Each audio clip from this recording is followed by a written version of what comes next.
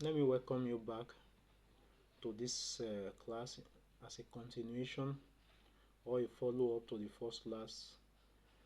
I want to talk on fluorescence. It's just a follow-up to fluorimetry. We said fluorimetry technique has to measure fluorescent substances when a molecule is excited and hence releasing an energy at a longer wavelength when returning to the ground state. We'll just try to explain the basic concept. But what is fluorescence and what are fluorescent substances? First, fluorescence is a type of luminescence where a substance, that substance is called a fluorescent substance, or you can say a fluorophore, where a substance absorbs energy, especially ultraviolet or visible light, and then emits a longer wavelength, and that longer wavelength has a lower energy. Please don't mistake that. It has a lower energy, but it has a longer wavelength. Now, this emitted light is what we see as a fluorescent. Do you understand that concept? A type of luminescence where a substance absorbs light energy from ultraviolet or visible and then emits a light at a longer wavelength with a low energy. And this light that is emitted, or in other words, the emitted light, is what is called the fluorescent. Now, how does it work? I'm going to give you step by step on how it works. Number one, there must be excitation. There must be excitation of that molecule that fluorescent by a specific energy at a particular wavelength. This molecule will absorb energy from a light source. That is the first one. The process of absorbing that energy, the molecule is on the road of being excited. The energy absorbed will excite an electron, push it to a higher energy level. At that level is unstable. When an atom it has absorbed energy, it becomes unstable. Just imagine a girl that has been that a guy has said, you are this, you are that, you are that, you begin to see that this very person can be unstable at that very point because it's at the point of high energy. He can do whatever he wants to.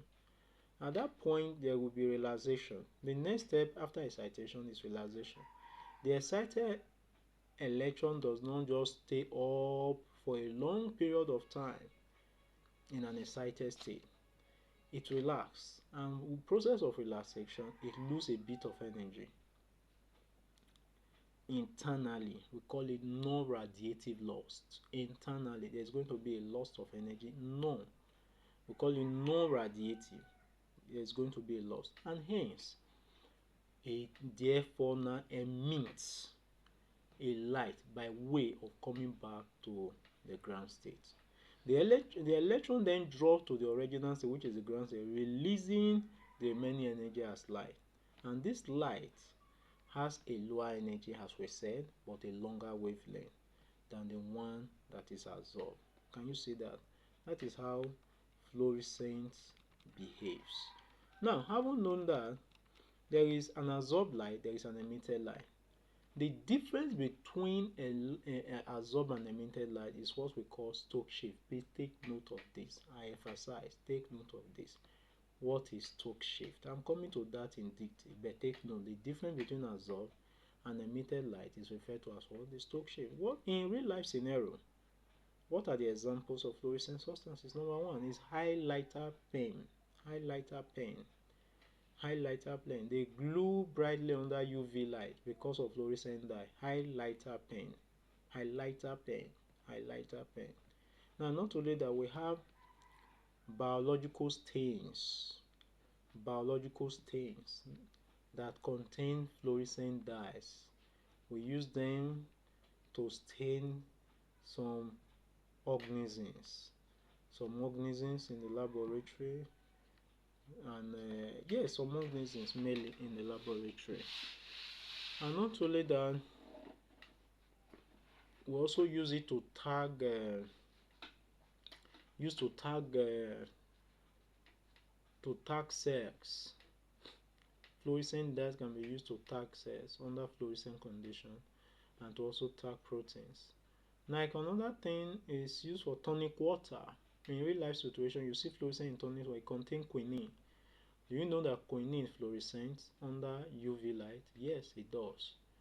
Sometimes we have seen firefly, even while we are growing up. Firefly, you have seen that fly that emit lights at night. Huh? Please, that firefly is more of chemiluminescent, not fluorescent. It's more of chemiluminescent, but they work with the same what principle. Now, what is the uses of fluorescent in science? The uses of fluorescent in science. Number one, detecting low level of substances. Yes, not only that, it helps in targeting DNA or protein with fluorescent dye for imaging. You want to see it clearer. There are some techniques like fluorescent microscope. Fluorescent microscope. I want to see an organism brighter, a very clear organism. I will tag and use a fluorescent dye to tag that very organism and place it under a fluorescent microscope. It will look more clearer than the light ordinary microscope, which is a light microscope. Do you understand that?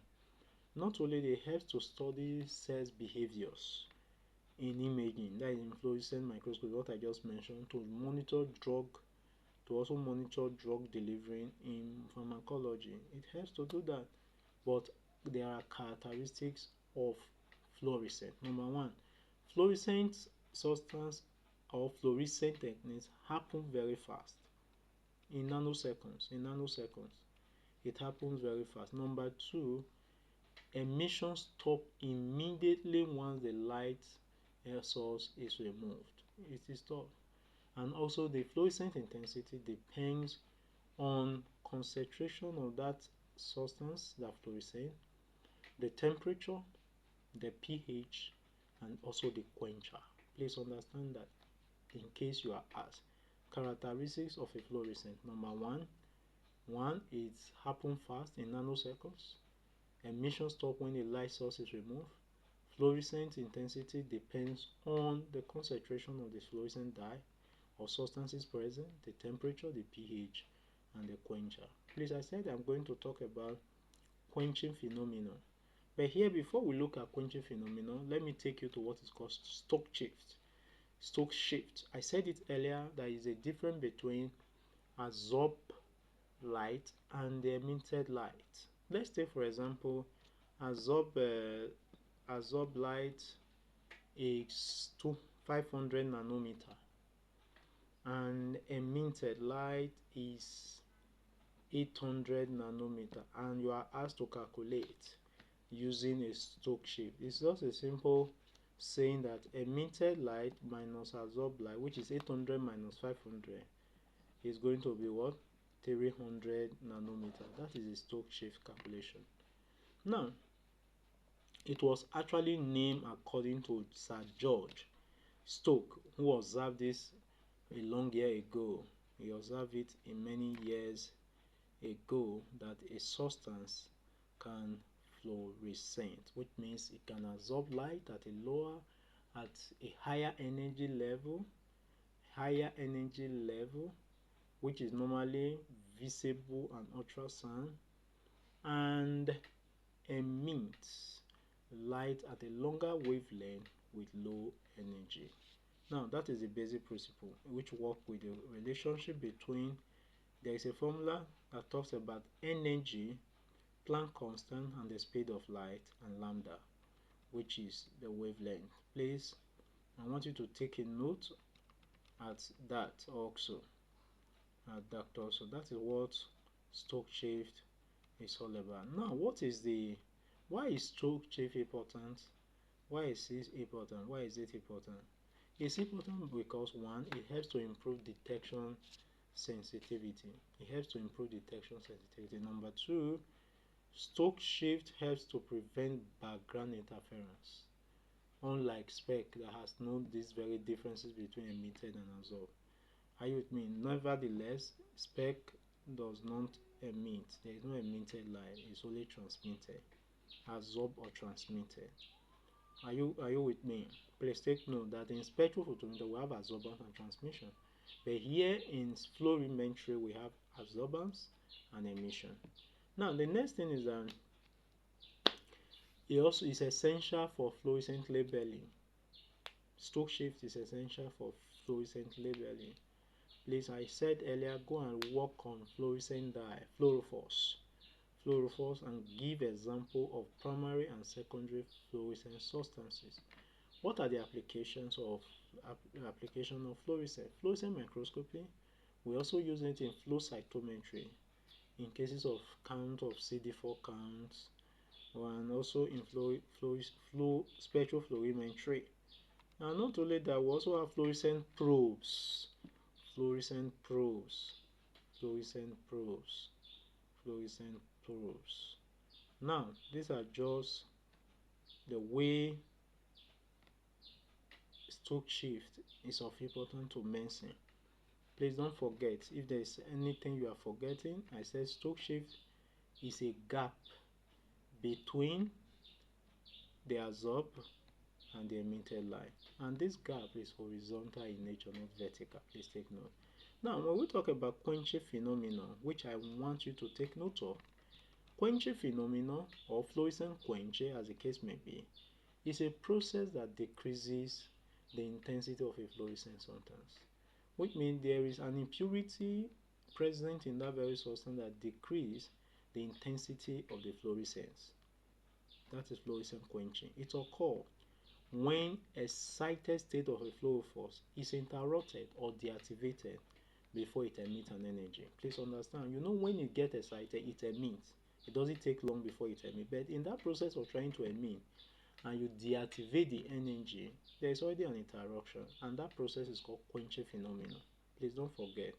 It's like you are adding more dust. Let's say, for example, a flame that is set up. You pour dust on that very flame. What do you expect of the flame? It will quench. Yes, it will quench. Yeah, I put more dust, it will quench, which means it's having more impurity and it's going to do what? To quench. That is quench. In simple terms, quenching phenomenon means turn off or dim the glow of fluorescent substances. How does that happen? When a molecule absorbs light, it reaches an excited state.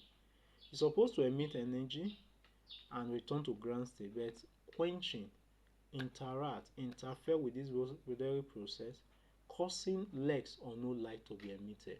It causes less or no light to be emitted. And there are different types of quenching. Number one, we have dynamic quenching, which you can also call collisional quenching, which happen as a result of collisions between the excited fluorophores and the quencher molecule. That is why we call it collision or dynamic quenching. And you can see that there is a collision, and this energy is lost as heat instead of fluorescent because of the collision between the quencher and the light about to be emitted. Now, an example of that is oxygen quenching the fluorescence of tryptophan. Oxygen quenching of what? Of fluorescence of tryptophan, which means tryptophan can fluorescence. And excessive addiction of oxygen to that very process can quench tryptophan from fluorescence. We have static quenching.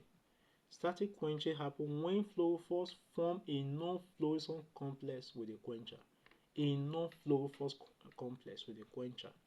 And when that occurs, the complex does not get excited in the first place, which means there is interference. There is interference of the fluorophores with the quencher, forming a non-fluorescent complex, and hence that very complex will not first of all fluorescent. Not at all. It will not fluorescent. We have another one called resonant energy transfer quenching, and we have self-quenching. At high concentration, fluorophores may quench themselves due to aggregation or mutual interference. Due to aggregations or mutual interference. Let me stop here. I will continue. Thank you.